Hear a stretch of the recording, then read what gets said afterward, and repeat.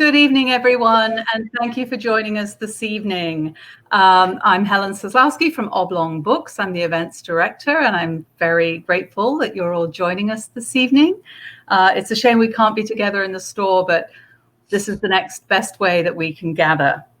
We're here this evening to hear Rabbi Hanoch Hecht talk with his publisher, Paul Cohen, about his new and very beautiful book, A Kabbalah of Food.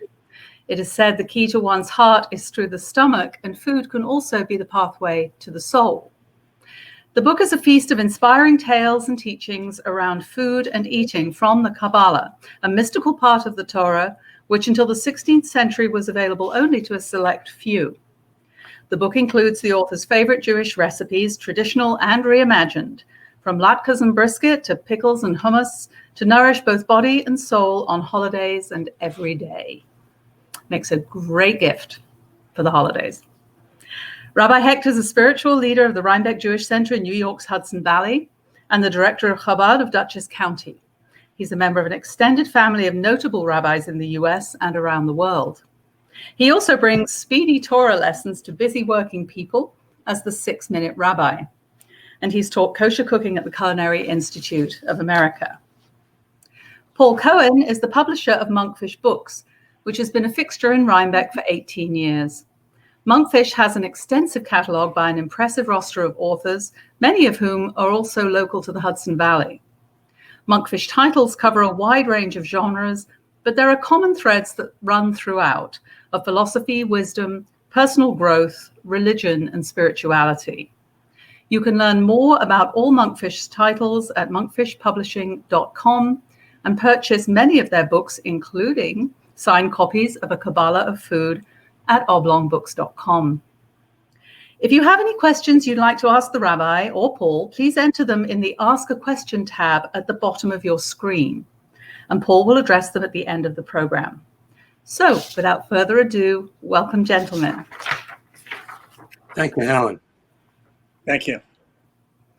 So, Helen, I'd like to start off just by showing the cover that we talked about. I think that's gonna help us get into our first question for the rabbi here.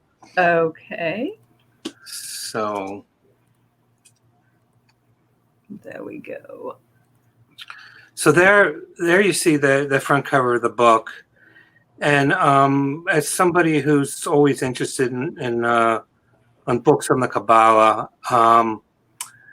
And if you are too, you might notice this is a very unusual cover for a book on Kabbalah, because usually when you hear the word Kabbalah, or at least when I did, I had visions of somebody going out into the desert doing mystical spiritual exercises, maybe centered around manipulating the letters of the Hebrew alphabet. But here, the scene is a lot more prosaic. This is a beautiful painting by Mikhail Muchnik of a family sitting around the table, and I think you'll see how relevant this painting actually is as we get into tonight's conversation. So, Rabbi, my first question for you is, well, let's start at the beginning, and please tell us, what is the Kabbalah? Paul, if I may, before we begin with your question, I'd like to first take the opportunity to thank Helen and all the staff at Oblong. They are a fixture in Rhinebeck, and it is most important to support mom and pop businesses, and certainly Oblong Books, especially during the current pandemic. Many of the local mom and pops have struggled, and therefore now more than ever, they need your support. We're coming into the holiday season. So this is a wonderful place to buy your holiday gifts, as I have done over the 13 years that we lived in Rhinebeck. So please make sure to support Oblong. And of course, you could, if you're buying a book, why not buy the Kabbalah of Food, A Kabbalah of Food? And with that, I'd really like to extend a very special thank you to you, Paul, as well as Susan Peperato, as well as all the other staff at Monkfish Publishing, for allowing me to share some of, I don't want to call it my wisdom, but some of the wisdom that inspired me and continues to inspire me on a daily basis. And really believing in me being a no-name author, taking the bet So I am very, very grateful, and thank you very, very much. And I hope it is a success both in sales for you, but also success that we could reach those and inspire those that partake in some of the stories and some of the insight and some of the recipes to connect a little bit and elevate. And with that, I'd also like to take the opportunity to thank my supporters and congregants. Mikol Malamdai Hiskalti, in Chapters of Our Fathers, the Talmud says that from all my students I became wise, said this, the great sage. It is through students that when one has the opportunity to teach, they sharpen the teacher's mind, they ask questions which you don't have the answer to, and therefore you're required to search deeper within yourself, to search deeper within your teachings, and come up with proper, intelligent answers. And therefore, it is without our congregants and supporters, and I maybe say community at the Rhinebeck Jewish Center, as well as some of the other Torah classes I have the opportunity to give, that really much of this was able to be put onto paper. So, to address your question, Kabbalah in itself is the mystical dimension of the Torah. The goal of this book is not to necessarily show what Kabbalah is. There are many, many books written about the Kabbalah and how and why the mystical part of Judaism is a fundamental part of Judaism. That one cannot look at the experiences of Judaism, one cannot look at the stories of the Torah, the story of Abraham, the story of Moses, without the Kabbalah, without the mystical and spiritual part of Judaism. It's Sod, it's the secrets of the Torah. The Torah has 4 different ways of analyzing the Torah. One is the basic understanding. A second, which would call the Pshat. The second way would be Drush, to expound on the Torah. Remez would be more of an analytical, hinting what the words of the Torah hint. And then Sod, the secrets, the mystical part within the words. And one cannot study Torah, and one cannot come to Yiddishkeit and Torah and Judaism without the mystical part, especially today, the importance of today, living in the 21st century, where we need a deeper dimension to connect. But rather, the book's goal is to show us that for one to reach the highest levels of spirituality, yes, going on top of Burger Hill, which is those that are not local in Rhinebeck, which has the most beautiful views of the Hudson River and the valley. This is definitely a spiritual experience, a beautiful experience. You go up and you hike the mountain and you watch the sunrise, or you watch the sunset. Yes, of course, that is a spiritual experience. That is one way to connect to God.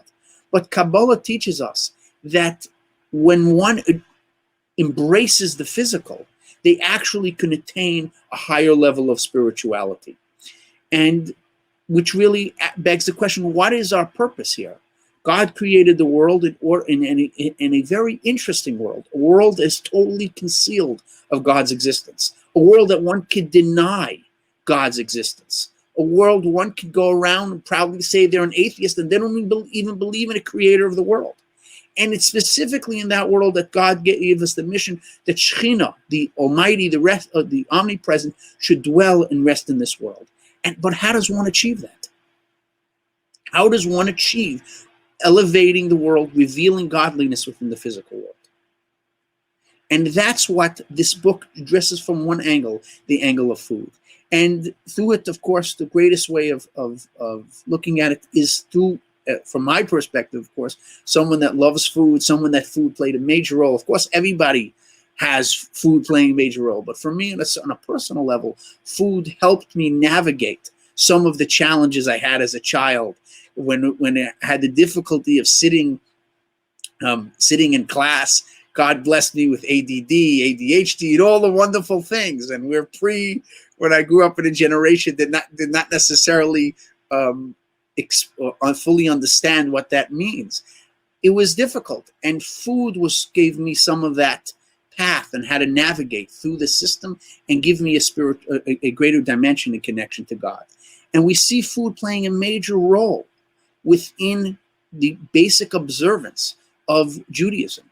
Every single holiday has a special food, whether we eat it or we don't eat it. Every single holiday has a special connection and customs which revolve around food. And it is through food that we can uncover the greatest levels of spirituality. The story is told, and one of the stories in the book is of Yitzchak of Zlotchev, who was a very famous pupil of the Baal Shem Tov, the founder of the Hasidic movement, who was born in the year 1698. And in fact, he was given the name Israel because he was going to revive the spirit of the Jewish people. The Baal Shem Tov was born at a time that was a very, very depressing and sad time for the Jewish state and Jewry in Europe at that time. And he was put in this world to revive the Jewish spirit and revive the Jewish soul.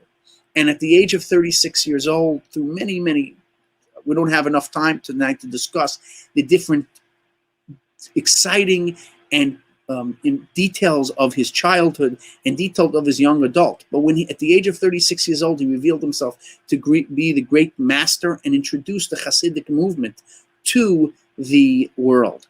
And he had a famous student known as Michal of Zlotchev. Michal of Zlotchev's father was a fascinating personality. He was one that sat and studied the entire day and was common and customary. And in fact, it still exists today, albeit in a very, very different manner than it used to, which is that there was a wealthy person and he wanted to create a partnership, what's called a partnership between Zevulun and Yisachar, between the businessman who spends his time earning a good livelihood and the one that sits and studies all day. And the opportunity is, I work, I make a good living, and I will support you to study, and we will share the reward of your Torah study. So there was a gentleman, a very wealthy gentleman, who had a kollel, which is married men, and he would to sit and study all day, and he supported all their needs for them and their entire family.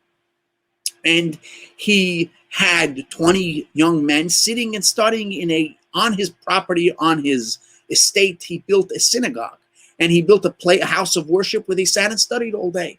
And one day the gentleman walks in and says, unfortunately, my daughter was just diagnosed with some type of illness. Please, I ask you to pray for her. And not only I'm asking you to pray for her, normally you get a certain allotment of money. Let's say they got 1,000 ruble a month.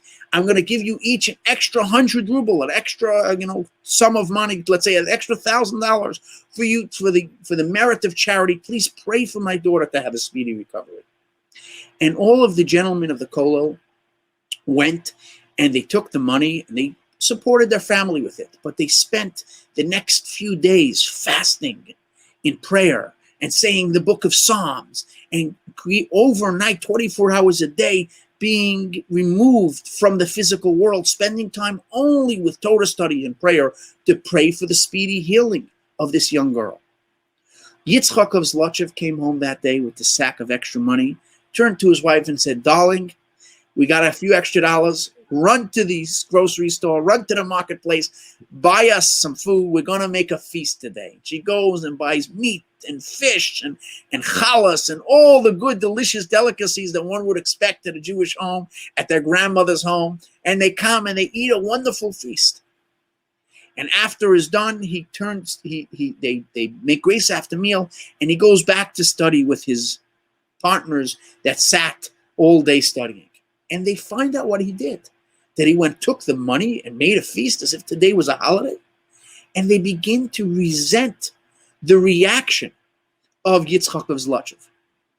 They begin to resent how they sit and pray. They sit and fast for the girl's speedy recovery, and he takes it as a joke. He takes the extra money and makes a party. And thank God, over the next few weeks, the young girl gets better, and the wealthy philanthropist throws a big su'udat todah, throws a feast of thanks, thanking the Almighty for bringing healing to his daughter. And at the party, there's whispering that Yitzchak of Zlotchev is sitting at the party. Who does he think he is? That he's going to come and participate in this su'udat todah, this party of thanksgiving to God for healing the daughter? That he took the money and made a big feast in his house. He didn't participate in the fasting. He didn't participate in the prayer. And the whispering gets a little bit louder until it makes its way into the ear of the philanthropist. The great philanthropist hears this, and he turns around to Yitzchak of Zlotchev and says, I don't understand. Why would you do that? And Yitzchak of Zlotchev answered, it's very simple. You see, if I would have fasted up in heaven, the angels would have thought it's a regular day. Oh, Yitzchak of Zlotchev is fasting again. He's praying again. He's studying again. There's nothing special about it. But when I sat down at a great feast with my family, the angels turned to each other and said, what's going on over here? It's a regular Tuesday afternoon. Why is Yitzchak of Zlotchev having a feast? So, well, they had a feast because the philanthropist gave him an extra bonus this week. Gave charity. Why did he give him extra bonus? Well, he gave him extra bonus because his daughter is sick and she needs healing. In that case, let's bring healing to her. So we see that through this story highlights that through one's embracing of the physical world and through one's dealing with the physical world, they're able to achieve the greatest level of spirituality, the greatest level of connecting to God. Now we find ourselves, I'm sorry I'm talking so much, but you asked a question, and if you ask a rabbi a question and you give him the mic, you're in trouble. But we find ourselves in a pandemic. We find ourselves at a time that many synagogues were closed. Many houses of worship were closed. Many different services and went through the high holidays that many synagogues were closed on Rosh Hashanah and Yom Kippur. And the question would beg is, how does one reach a level of spirituality? How could you connect to God? If I'm supposed to sit in prayer, how do I connect to God on Rosh Hashanah? The answer is that in this pandemic gives us an opportunity for us to focus on other ways and modes of connecting to God. And one of them is through eating. The fascinating thing about food is every single item of food you buy in the supermarket counts calories. What is calories? Calories essentially means energy. You know, my kids ask me, what does it mean there's 120 calories in this one piece of candy? Of course, they're not going to have anything else. It's interesting to note why children are so attracted to candy and adults and our palates change over time. This also has to do with the spiritual connection of what we're able to elevate and refine in the physical world. Our palate changes over time based on our ability to elevate, which is a fascinating concept discussed in Kabbalah. But the question, once again, is in the pandemic, how do I elevate? The answer is one has to connect and elevate in other ways. And one of those ways is simply through having food and elevating in the physical world food. So when you pick up a package and it says calories, and which means that's the energy the package has. What does that mean? When you eat, you transform the energy, the food that you have, into energy for you to go throughout the day. Well, that's exactly what takes place spiritually. You see, everything on the physical world is a mirror of that which takes place in the spiritual world. And just like on the physical world, when we eat food, we transform it, literally transform it, either into energy or into the parts that our body discards.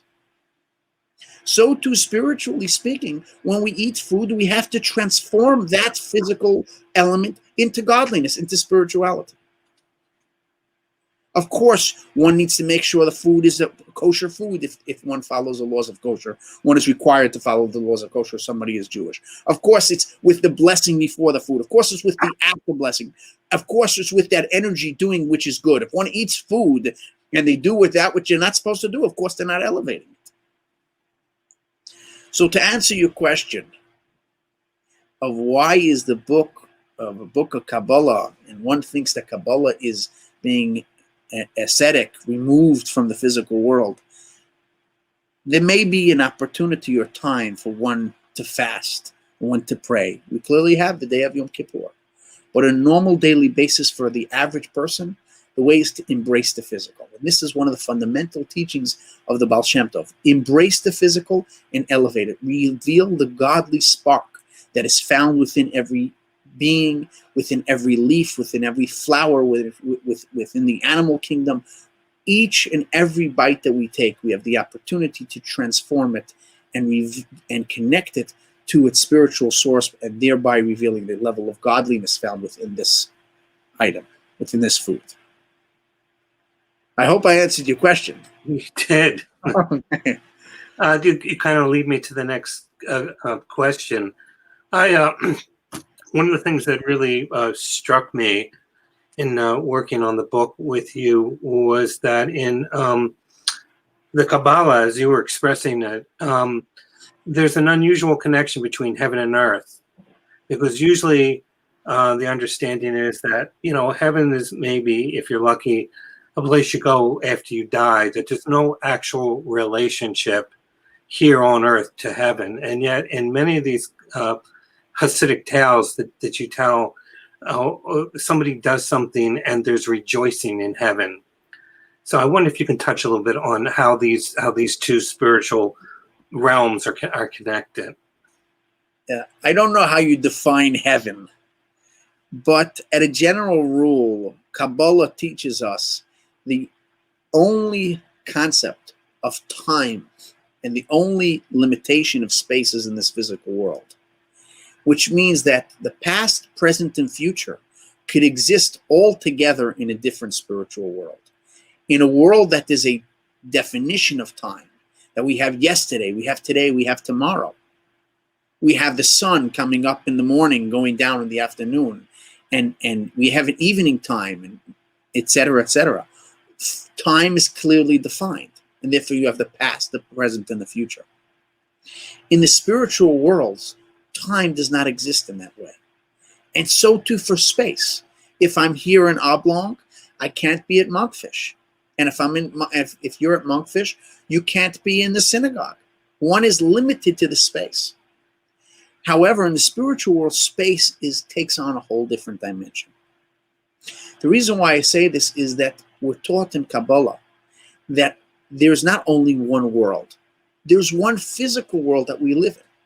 But when it comes to spiritual worlds, there are many, many spiritual worlds that all exist at the same time. They all exist now as the spiritual worlds. And in fact, as I mentioned, it is through what takes place in the spiritual world that which happens in the physical world, and vice versa. That which we do on this physical world, we can inspire or create a great commotion or chaos, for the positive, of course, in the spiritual world. There's a fascinating story. It's actually one of my favorite stories. On Friday night, those that had the opportunity to go to a Friday night dinner, if those never went to a Friday night dinner, now is the opportunity. You go to a Friday night dinner, and after lighting the Shabbos candles, and those come home from prayer, from synagogue, of singing the songs of Kabbalah Shabbat, of welcoming the Queen of Shabbat, you sing songs welcoming the angels at your table. Meaning every Friday night there are angels that come to join you for the meal. And then you pick up the cup of wine and you say the Kiddush. The Baal Shem Tov comes home one night, and all his Hasidim would come and participate in his meal. And he picks up the cup of Kiddush and he begins to laugh. And I don't mean a little smirk, a little smile. I mean, he begins to laugh. And the Hasidim around the table say, whoa, did something happen to the Rebbe? I mean, maybe he drank, wine, or I don't know. What did he take? And after he makes Kiddush, again, he begins to roll with laughter. He's beyond himself. And the Hasidim look to each other. They say, there's obviously something more than the Baal Shem Tov took something. He did it once. Sure enough, they go wash, and they sit down, and they cut into the challah, and they begin to eat their fish course. And as they're eating the fish course, the Baal Shem Tov again begins to laugh. And the Hasidim, the curiosity, and they start talking between each other. And after every course, after the soup course, again, he rolls in with greater laughter than the time earlier, until finally they can't take it anymore. They all go to one of the elder Hasidim, one of the elder members of the Hasidic group, and they say, listen, we don't know what's going on, but you best find out for us. So sure enough, after the meal, the next day Shabbos goes as regular. And after Shabbos, one of his famous pupils come to him and say, listen, Rebbe, something must have taken place. Our master, something must have happened Friday night for you to laugh. So he says, thinks about it, and says, you know what? Let's go on a ride. He calls his wagon driver. He says, prepare the horses. We're going for a ride. Him and some of his elder members of his Chavrai Kadisha. Chavrai Kadisha mean the holy society. He had a certain select amount of Hasidim of followers and adherents that became members of this holy society, and they begin to pack on. Imagine, I was thinking about it. Imagine you're one of those guys and you want to get on the wagon. There's only 6 seats. You're going to push. So I'm probably just like what's in the back of my car is a 3-seater. I have 14 kids in the back. So I'm sure it was a 6-seater wagon and there are people hanging on the sides to go along with the Baal Shem Tov. And as the story is told, the Baal Shem Tov just tells the wagon driver, "So when you could drink, you could get drunk, go to sleep. Just hit the horses. They know where to go." And the horses gallop throughout the night. And in the morning, they come to a town. When they come to the town, the Baal Shem Tov goes to the synagogue. He prays in the morning. And afterwards, he calls his Hasidim to call the Gabbai, to call the beadle of the synagogue and says, "Listen, do me a favor. Call such and such a person." He says, "You really mean such and such a person?" He says, "Yeah, call him." He's very perplexed because this guy's a nobody, he's a garnished. So he goes to the end of the village with the Hasidim, with a few of the Hasidim. It's a broken down hut at the end of the village, and they knock on the door and they say, "Sir, the Baal Shem Tov wants you." I said, "Baal Shem Tov wants me? Can't be. I'm not going to the Baal Shem. What does he want from me?" The Hasidim grab him and say, "The Rebbe wants you. You got no choice. You're coming with us." And they grab this man, and his wife sees her husband being grabbed. She starts coming along, and they make their way to the synagogue where the Baal Shem Tov is sitting. And the Baal Shem Tov, with a very, very serious face, turns to the couple and says, "Tell me what happened. What did you do on Friday night?" The couple get very scared. They begin to break down and cry. And they say, "Rebbe, if we did anything wrong, please tell us how to achieve forgiveness. We'll do anything to get forgiveness." And the Baal Shem Tov says, "Just tell me what happened." He says, "Well, I'm a bookbinder, and I'm getting older in age, and it's very hard for me to make a living. There's a younger bookbinder in town. By the way, don't confuse bookbinder and bookie. In America, you have a bookie for sports betting, but to bet on the horses. But the bookbinder, he put together books, and sure enough, he goes ahead and says, I'm not really making a living. Friday afternoon, my wife told me that we don't have money for food. I told her, "Listen, darling, no matter what happens, you're not allowed to ask anybody for money. We never relied on anybody else. I'd rather go hungry, do not to ask anybody." He says, and I go off to shul. When I go off to shul, I pray, and I have nothing to come home for. I know there's no food, there's no money for candles, and I should note, the code of Jewish law says that if someone doesn't have money for candles, they have to go knocking on doors to ask for money for candles, because lighting candles in one's home on Shabbat brings shalom bayit, bring peace into the home.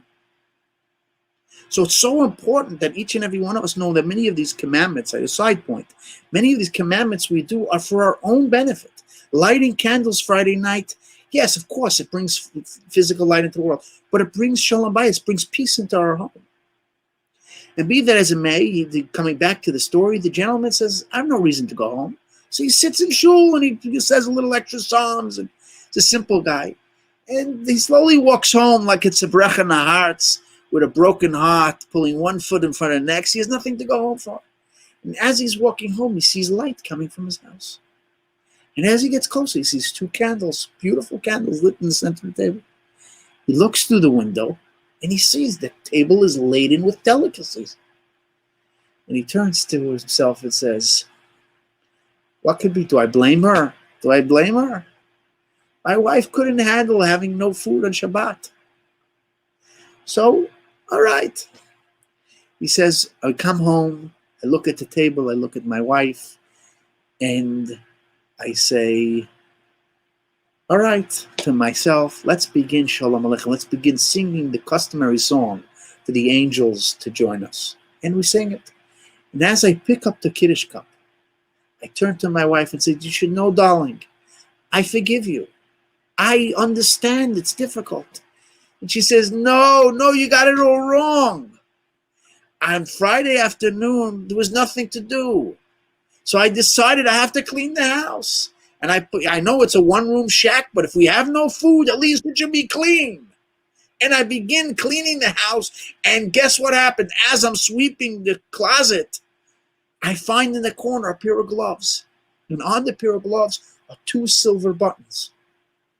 I quickly cut off the silver buttons. I ran to the silversmith. I exchanged it for money. I took the money and I bought a beautiful Shabbos. And I told myself, since this is the last amount of money we have, it should be the nicest Shabbos we had.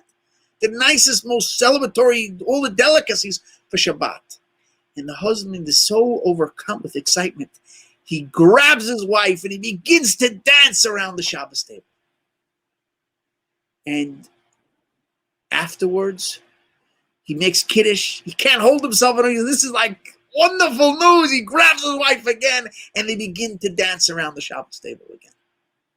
And sure enough, this happens after the fish course, after the soup course, after the meat course. I mean, this is a real meal. And between every course, he gets up and he's so happy and excited. They're able to celebrate Shabbat. And of course, this may be their last Shabbat. The last Shabbos they're going to spend in such a lavish way, and with such joy and love, they dance around the table.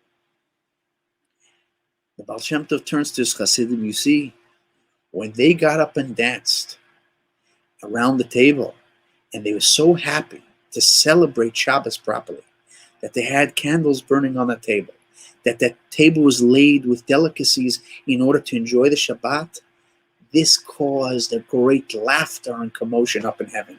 And that's why I left. He turns to the couple and said, you should have nothing to worry about. You did nothing wrong. On the contrary, I'd like to bless you for the special mitzvah they observed. And he gives them an option for any blessing that they want. And now if it was me and you as a poor bookbinder, he'd probably ask for money. But they say we weren't blessed with children or an older couple. And would like to be blessed with a child. The Baal Shem Tov blesses them and says that I'm going to be back in a year and I'm going to be the sandik, the one to hold the baby during the brit, during the circumcision of the 8th day of the baby's life. And sure enough, Baal Shem Tov comes and he tells them to give the baby's name of Yisrael, named after the Baal Shem Tov. And this young child grew up to be Rabbi Yisrael of Ruzhin, which was one of the great holy tzaddikim in the Hasidic movement. So the reason why I highlight this story, these other worlds exist. And it's true, our world mimics that which takes place on the spiritual world. But our actions could also inspire and change that which takes place in the spiritual worlds. And when we look at the physical world and we look at our daily lives, we have to realize that everything we do, if we do it properly and connect properly, we have the power to totally bring chaos in all the spiritual worlds. And this is what Kabbalah is. Kabbalah is acknowledging that our action have cosmic effects. That our action in this physical, yes, eating on Shabbos, or whatever thing you're going to do, and you're going to celebrate the holiday together, even though you're in a pandemic, and you have to sit Rosh Hashanah with your family, at that moment you're able to achieve the highest level of spirituality. You don't have to go on top of the mountain, on top of Burger Hill. I mean, it's a beautiful thing and you should do it. You don't have to be a person that fasts for 3 weeks straight and sit in front of a Talmud to accomplish it. Yes, of course, those are good. Studying the Torah is a fundamental part. But nevertheless, that's not the only way. In fact, it's a way that one is so attainable through food. When we look at food in general, food has a fantastic quality that it brings people together. It unites people. Right now, there's a big thing going on in the food world of street food from around the world. It's the big movement now. All the fancy restaurants. What do you go to get? You get street food from the Middle East. You get street food from South America. You get street food from Indonesia. All these different. That's what they're serving in the highest restaurants. Why?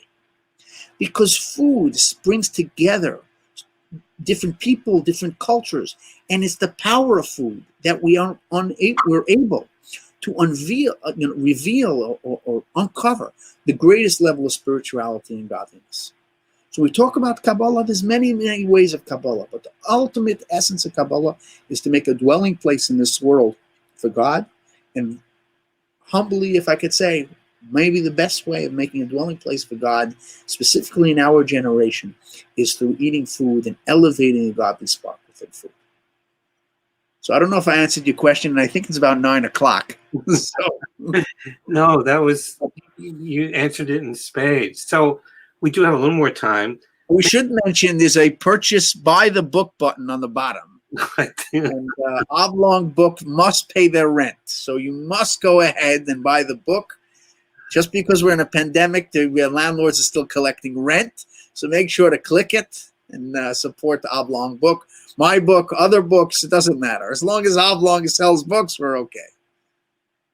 So, Rabbi, can you share with us something about the recipes in the book? There's 63 recipes. There's that many recipes in there, and there's a lot of traditional Jewish recipes in there. Can you tell us a bit about where these recipes have come from? They come from your family? Do they come from... So a book about food without smelling or tasting the food would be a hoax. So you can't write about food, a book about food, and not include either a bagel in the back of the book, but I'm not sure we figured out how to do that one yet. So therefore, you have to do the next best thing and teach people how to make bagels. The recipes themselves are really there I think that it's a very wide type or wide array of different recipes. You have those that are more complex, those that are easier, those that are more traditional, meaning there's chicken soup for Shabbat, if you never made chicken soup, there's challah and the way one can make challah for Shabbos, and then there's something what we consider Jewish food in America, bagels and lox. And some of these recipes are recipes that mean something to me because they come from my family. Potato kugel recipes from my great-grandmother, and who we don't have time to talk about it, was a fascinating personality who had 6 sons, and they all became great giants, all in the rabbinics. And on the other hand, there's some recipes that bagels. Why did I start making bagels? Because every Sunday morning we get together in the Rhinebeck Jewish Center and we study together. We study Kabbalah together. But if there's a Jewish event and there's not food, we have to fill as Helen introduced the evening tonight. We need food for our soul, but we also need food for our body. And if we eat the food for our body, the nourishment for our body, we could actually bring nourishment to our soul as well. It's, once again, elevating the spark of godliness. So because of that, I took my shot at making bagels, and it turned out okay. Of course, I'm not one to follow directions. If you don't believe me, ask my wife. So when I look at other recipes, I've never followed a recipe. I always have to, make a mess in the kitchen and figure out how to do it differently. Sometimes smarter, sometimes not, worse. So the recipes in itself, although the book is to help us reveal the godly spark within all the physical existence and elevate it, I gave you different ways, or 63 different ways for one to try to do it and bring some joy. And once again, the book itself, the format of the book, and I don't know if we have time to discuss it, the reason we had the format of the book was because at our Shabbos table, family is such an important part. And that's when we talk about the cover of the book. The food is one thing, but it's the family sitting around together. And the way the book is structured, you could sit around with the family and you could read a story. And this is for all, adults, or as my father says, children of all ages. And you could read the book and read a little bit inside and discuss it. On the other hand, you could, if you're going to go and cook, don't cook alone, right? If you're going to cook alone, it should be with you and a bottle of wine. No. If you should cook with family and cook with friends. And I mean, we're going to Thanksgiving. And of course, it's going to be a very different Thanksgiving. But you don't need 70 people at your Thanksgiving. You could also have a few friends and do it in a more of a socially responsible way, considering the pandemic, and still cook together and still prepare the food together, which will create a greater joy around the festive holiday, whether it's Thanksgiving, and we know the importance. The fundamental part of Judaism is being thankful. We wake up every morning, we put our hands together, and we say the Moda'ani. We say thanking God. That's how we start our day. So we have to start our day every single day with thanks. So Thanksgiving is a Jewish holiday. The only thing is, it's not one day a year. It's 365 days a year. We have to be thankful for everything we have. And therefore, you're going to celebrate that holiday or other holidays. Make sure to do it with family. Make sure to do it with community. And this will give the great opportunity to use some of the recipes as well. So there's a great emphasis in the stories I noticed about connecting and different ways that people can connect with something sacred. I don't know if we have time for this one last story, but maybe we do. Would you mind just telling us, just maybe wrapping up before we take any questions, with the story of a holy drunk? The Holy Drunk is actually one of my favorite stories. It's a story that I try to tell every year. Actually, there's a few good alcoholic stories in the book. So those that appreciate good spirits, there's a few good stories. But the Holy Drunk is a fascinating story because it's really tells us how one can accomplish that. Sometimes when we, in our relationship to God, we first have to have a lot of courtship. We have to go through the steps. We have to slowly climb the ladder. And sometimes we're able to skip a few rungs. And the story is told that in the olden days, there was debtor's prison. You didn't pay your rent.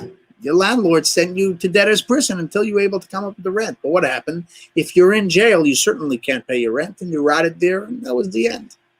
So it's a very, very big mitzvah, a very, very special mitzvah of Pidyon Shvuim, redeeming captives, simply helping people get out of debtor's prison. There was a gentleman in the city of Barditchev who finds out that, and I'm going to try to move quickly because I know we're running out of time, who finds out that there's a gentleman who, Erev Yom Kippur, right before Yom Kippur, the Poritz, a local land squire, threw him into debtor's prison with his wife and his children. It's a major crisis. And he goes around collecting money. And everybody he goes to on the street is too busy preparing for Yom Kippur. They don't even pay him any attention. And guess what happens? He comes to the end of town. He's right on the tavern's doorsteps. And he has zero. He raised zero. The family owes the Poritz 300 ruble. And he raised nothing. I mean, this is the guy's a failure. On the day before Yom Kippur, he can't raise any money. And he says, that's it. You know what? Let me go into the tavern. I heard there's some Jewish atheists. Must be nice, agnostics in the tavern. And he goes into the tavern, and there's a guy sitting in the back, a wealthy guy, and he looks at this guy. Imagine Erev Yom Kippur, day before Yom Kippur, a guy with a beard, payas, and a nice hat, a long coat, walks into a bar. In America, we turn it into a joke. But this is a Jew, walks into the tavern. And the guy says, I'm going to have some fun with this guy. Says, hey, you, come over here. So the guy comes to him and says, what are you doing here? He says, well, actually, I came to raise a few bucks. There's a family that's in debtor's prison. I got to raise the money. And it's 4 or 5 hours to Yom Kippur. And I got to go eat. I got to get back to shul. There's so much to take. So the guy says, listen, thinks to himself, I'm going to have some fun with my friends at the bar. So he says, listen, if you drink a full cup of Zex and Neinzika, 190 proof, I mean, this stuff burns. If you never had it, you could try it. It burns. If you drink a cup of that, I'll give you a third of what you have to raise. The guy thinks to himself, if I drink Zex and Neinzika, I'll be sleeping the whole Yom Kippur. You know what? To raise a third, it's worth it. He says, fill him up. Fill up the cup. He gobbles down the cup. And he earned himself 100 ruble. And the bar is getting rowdy, and they're cheering, and they're having a great time. All the local members of the tavern, of the bar. And another guy turns out and says, you know what? If you do another cup, I'll give you the second third. He thinks to himself, his head is spinning. He doesn't know what to do. He says, you know what? I got nothing to lose. Says, all right, fill her up. They fill her up and huge glass of 190 proof. He drinks the whole thing, and by now he is sick. He's practically on the floor. He can't stand. The room is spinning, but the place is getting rowdy. They're having a time. Look at this Jew, long payas and a beard, doesn't even belong in the bar. Now he's drunk. I mean, this is, as they say in Yiddish, this is 11. This is exciting, you know? Another guy turns around and says, you know what? You do another one, I'll give you the third, the next third of the money. The guy says, can't think straight. He's Billy Stan. He says, I'll do it on one condition. Afterwards, you take me to the Paratz. You take me to the land squire to pay him the 300 ruble and then drop me off in the synagogue. So for this amount of fun, they're willing to do that. I mean, that's not. And sure enough, they fill up the third cup and he drinks it down and hits it. He collapses. That's the last he's going to remember for a long time. And they keep their word. They take him to the land squire. They pay the land squire. They freed the family. He gets to fill the great mitzvah, the Pidyon Shvuyin, and they throw him in the synagogue. In the synagogue, it's still a few hours before Yom Kippur, before the great service of Kol Nidre begins, and he's sleeping in the back of the bench. The shul slowly starts packing in, and nobody even pays any attention to him. Now, it's very interesting in the shul, in the synagogue, there are 2 times we take out all the Torah scrolls. One is the eve of Yom Kippur for Kol Nidre, and the second time is on Simchat Torah. The service starts, and they start saying, they take out the Torahs, everyone's dressed in white, and the cantor begins, Kol Nidre, and everybody starts humming along, and it gets a little louder. The guy wakes up. He jumps up, and he sees the Torahs. His head is spinning, he's drunk. He says, Kana Kofadalin, time to dance. For the next time dancing with the Torah, he thinks it's Simchas Torah. The shul turns around. They're ready to pounce this guy and throw him out. You come on Yom Kippur, the holiest day of the year, the holiest prayer called Nidre, and you come drunk and you're making fun of the service? And guess what? They grab him. And they're about to throw him out of shul. And Rabbi Levi Yitzchak Abadichev turns around and says, he could stay here. This afternoon, he did a mitzvah.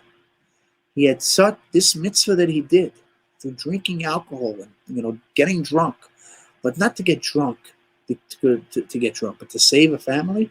He was able to skip the spiritual journey, skip a few rungs, the spiritual journey of Yom Kippur, skip the spiritual journey of Sukkot, and go directly to the highest of spiritual journey of Simchat Torah, of being joyous and joyful with the Torah.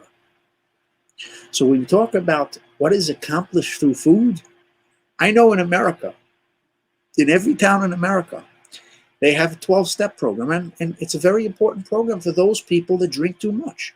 But in general, alcohol is looked at as a negative thing at some level. Of course, we all enjoy it a little bit. But a person would get drunk, and especially go to shul at time, that's a negative thing. And yet, through this media, because it was done properly, he was able to reach a spiritual height higher than Yom Kippur. Skip the holiday of Yom Kippur. So through food and through drinking and through doing it right, you're able to reach a level of spirituality that is way skipping the rungs of the ladder, jumping right to the top. So we could end off with L'chaim. I think there's a few questions we can. There are. Read them now. Let me call them up here. There's a question here. Are there any Kabbalistic stories in the book that relate to the blessings over food or grace after meals? That's first of all, just because if you want to know all the stories in the book, you got to buy the book. The button's on the bottom.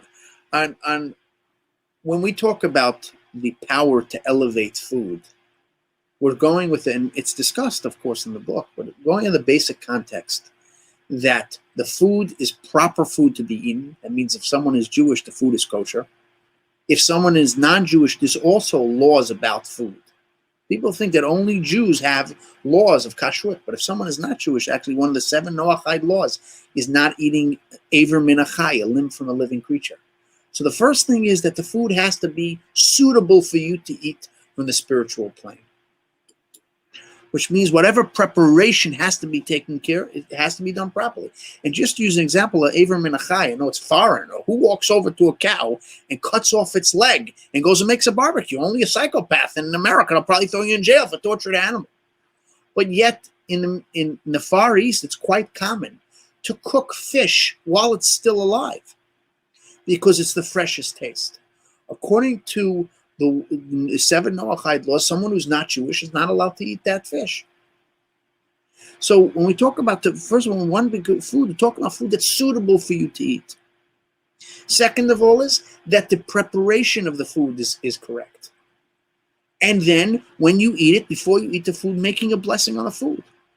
Knowing who gave you the food, thanking God for giving you the food, and then afterwards making the grace after meal. Without these basic steps, one cannot accomplish what it's supposed to accomplish, and in fact, could have the negative effect. Of course, there's a way to retroactively elevate that, but technically, if one doesn't make the blessing, one doesn't make an after blessing, one doesn't go through these basic steps of making sure the food is, the word kosher, kosher means fit. It's fit for you to consume. If you're Jewish, it's according to the laws of the Torah. If you're non-Jewish, it's according to the laws of the 7 Noahide laws, that which you're allowed to eat and not allowed to eat. And then once you go through that, then you could begin discussing the power one can achieve through embracing the physical of eating and connecting to spirituality and godliness. So I hope I answered the question. All right, here's another one. What does the book have to offer for returning Jews and non-Jews? That's a very, very good question. In Kabbalah, there's a concept that every soul returns. Meaning to say is we're on this, our soul is up in heaven, enjoying the bliss of spirituality, enjoying the bliss of the rays of God. Life is good, right? And then the baby is born. The baby. So then life is not so good. I don't want to say not good, but life is a little challenging. And the answer is that throughout their life, they go about elevate or trying to reconnect. And first of all, reconnect this spark of godliness within everything. And revealing godliness and making a dwelling place for godliness in this world. That's man's mission. Man's mission is to make a dwelling place for God. That includes, by the way, that includes going to the moon. We have to make a dwelling place for God all over the universe. The moon, Mars, wherever we'll end up. And with that, when one returns their soul to their Creator, they make a return. So when we say returning Jews, we're all returning, or we all have to return.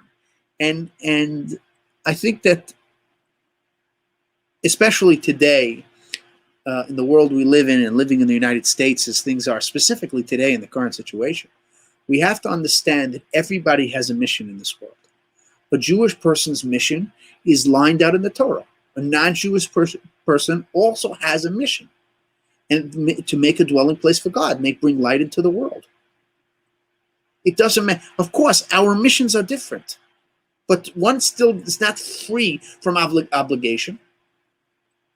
A person has to be a good person. A person has to follow the precepts and all the laws that they have to follow.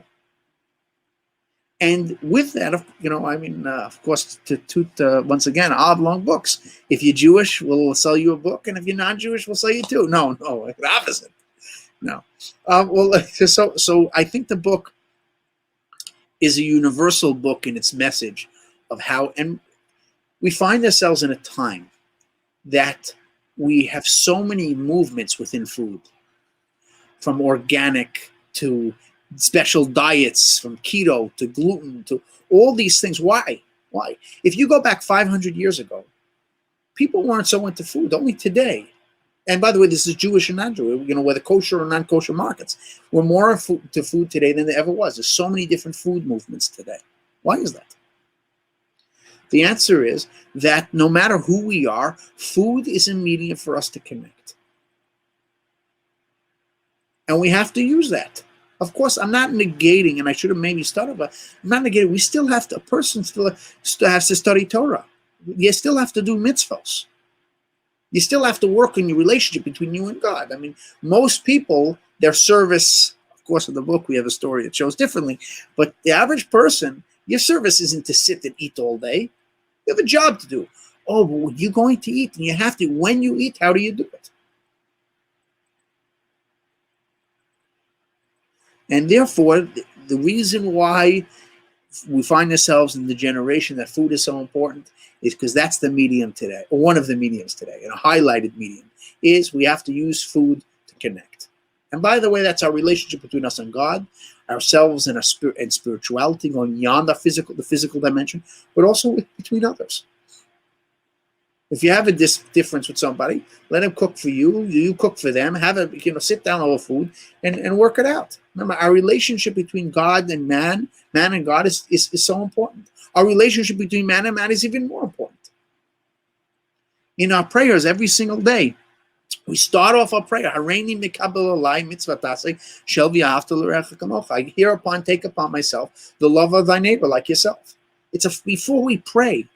What is pray? Between me and God. Hey, you want to approach God? You have to get along with men. If you don't get along with everybody, you're not going to get along with God either. I know we're running out of time, so I just want to once again take an opportunity to thank you, Paul, and thank all your staff and Susan for your dedication to the book.